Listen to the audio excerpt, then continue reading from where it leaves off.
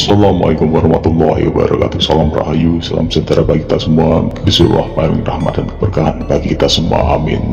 Kali ini Mahmud ingin memperbincangkan tentang metode kuno dari masyarakat Jawa dalam pemaharan suatu benda pusaka. Nah, metodenya apa saja? Nah, ini langkah-langkahnya secara ritual dan tradisional. Pertama, yang namanya pemaharan suatu pusaka ataupun pengambil alian kepemilikan suatu pusaka, baik keris tombak dan besi aji yang lainnya, itu melewati apa yang namanya suatu ritual. Kalau orang Jawa dulu meritualkan ini sebagai mas kawin atau mungkin seperti orang ijab itu deh. Jadi seperti orang nikahan. Sampai segitunya, Mbak. Iya, karena apa? Ini adalah wujud suatu penghargaan akan suatu pesanan, akan suatu mahakarya dari seorang empu kepada pemesannya. Tentu saja ini sudah melewati apa yang namanya penataran ya, dari karakter pesanan, jenis, dan apa yang diinginkan oleh si pemesan. Nah, ini tidak beda dengan apa yang namanya penghibahan. Penghibahan ini adalah sesuatu yang dianugerahkan kepada seseorang yang sudah memiliki ataupun seseorang yang lebih tinggi derajatnya kepada bawahannya. Nah, ini adalah penghibahan ataupun bintang kehormatan. Ini sama saja. Nah, tata caranya bagaimana, Mbah? Nah, ini Mbah jelaskan secara logika dan secara tradisional ya. Jadi bukan menggurui, bukan sebagai metode klenik ataupun sebagai metode sesat, dan tidak mendewakan apapun yang sifatnya pusaka ataupun benda keramat. Nah, pertama, orang zaman dulu ketika memesan sebuah pusaka kepada seorang empu untuk membikinkan sebuah pusaka yang ampuh ya, sesuai dengan pesanannya, itu tentu saja sudah melewati apa yang namanya tataran hidup yang dinamakan penyelarasan. Satu, harus tahu, si empu harus tahu watak dan karakter dari orangnya. Yang kedua adalah weton, pasaran, dan hari angpai yang patut dibikinkan. Yang ketiga adalah pusaka jenis apa yang ingin dipesan. Tentu saja ini sudah harus diselaraskan, kalau tidak nanti ada sesuatu yang tidak baik dalam ritme kehidupannya. Nah, itu nih. Yang kedua, proses pembuatannya, sang empu sendiri selalu menginginkan agar si pusaka ini memberikan dampak positif, berguna bagi pemiliknya dan masyarakat di sekitarnya, dengan harapan orangnya jadi berguna. Nah, itu pasti. Nah, setelah jadi pusaka itu, dalam proses penyerahannya ini ada ubur rampenya. Ubur rampe ini adalah tentu saja seperti halnya mas kawin. Satu, ada pihak pertama yaitu pihak yang penyerahkan, yaitu sang empu sendiri. Yang kedua adalah pihak penerima ataupun si pemesan. Yang ketiga adalah saksi. Saksi di sini tentu saja akan ada yang memberikan saksi. Yang keempat adalah mahar atau mas kawin. Nah, di sini ada berupa ya macam-macam ya. Mas kawin itu dulu ada bisa kain penggendong ya, bisa jarik dan sebagainya. Bisa beberapa yang sifatnya itu mas bicis rojo brono, dalam arti di sini adalah harta. Bisa jadi di situ adalah hewan ternak ya yang banyak, bisa sapi, kerbau, lembu, kambing, dalam jumlah yang sudah ditentukan sesuai kesepakatan. Nah, ini makanya di sini ada namanya mas kawin atau mahar, bisa dikatakan sebagai titik temu suatu nilai itu Nah, yang kelima ini adalah ubur rampe. Nah, kalau dalam nikah itu nggak ada ubur rampe ya, sebenarnya ada ya, nggak jauh beda dengan mahar. Ini ubur rampe. Ubur rampe di sini adalah suatu seperti sesajen yang difungsikan sebagai sarana untuk media dan serah terima.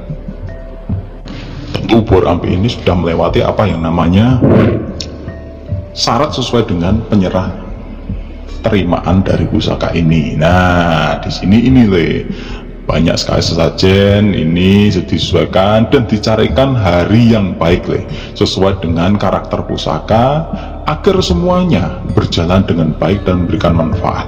Orang Jawa itu semuanya dihitung le, dihitung dari apa-apa sampai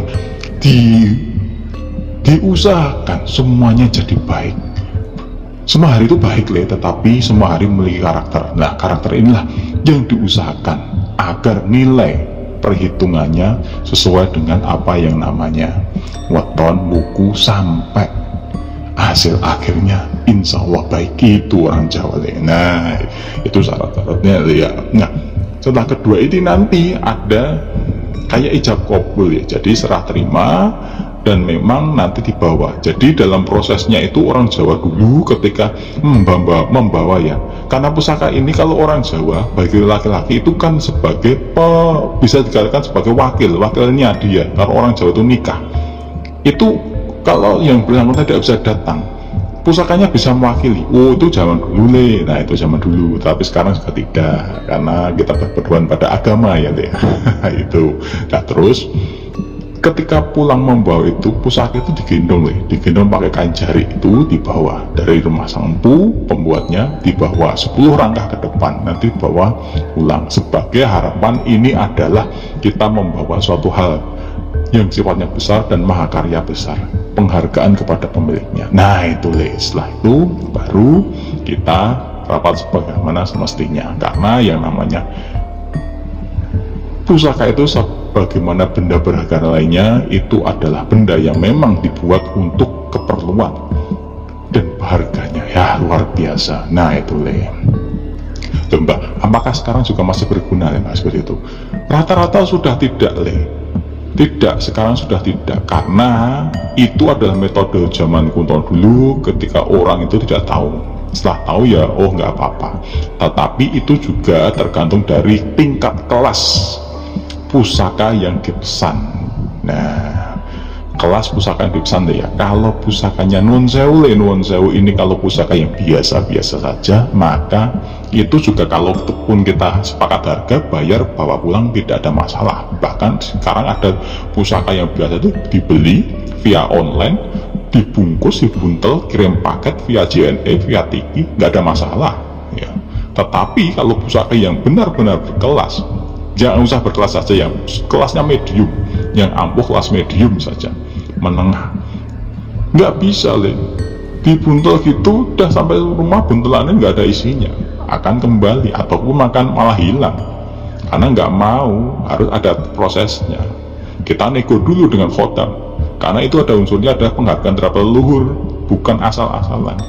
Sekarang kok beli pusaka kok dipaket ke, wah itu rasanya yang membuat dulu itu, waduh ya Allah, itu rasanya tertampar deh. Tidak ada penghargaan sama sekali. Nah, semoga ini menjadi bahan pengetahuan, bukan kita mendewakan, bukan kita tuh kayak mengawinkan pusaka itu dengan diri kita.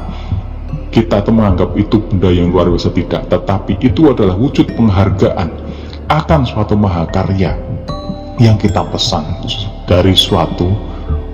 dari seseorang yang memang mumpuni, dan semoga itu memberikan nilai bukan karena suatu keampuhan, tetapi adalah suatu yang memberikan manfaat. Itu le. Kalaupun sekarang sudah tidak melakukan ritual ini, itu tentu saja tidak ada masalah. Yang pasti simbol dari serah terima ini atau ijab kabul ini sudah diwakilkan. Nah, itu le. Tidak jauh berbeda dengan seseorang memberikan penghargaan pada bawahnya. Sama seorang raja itu ketika ada punggawa ataupun abdi dalam yang berprestasi, maka beliau akan memberikan penghargaan berupa pusaka yang sudah diselaraskan lewat ritualnya, diberikan langsung kepada bawahannya karena suatu prestasinya. Mereka juga tanpa ritual, karena raja itu punya sabdo dalam. Nah, makanya begitu dikarisikan, tidak ada masalah, tidak ada ritual, dan insya Allah selaras karena sudah lewat sabdo dalam dari Sinuwun. Nah, itu le. Semoga bermanfaat. Wassalamualaikum warahmatullahi wabarakatuh.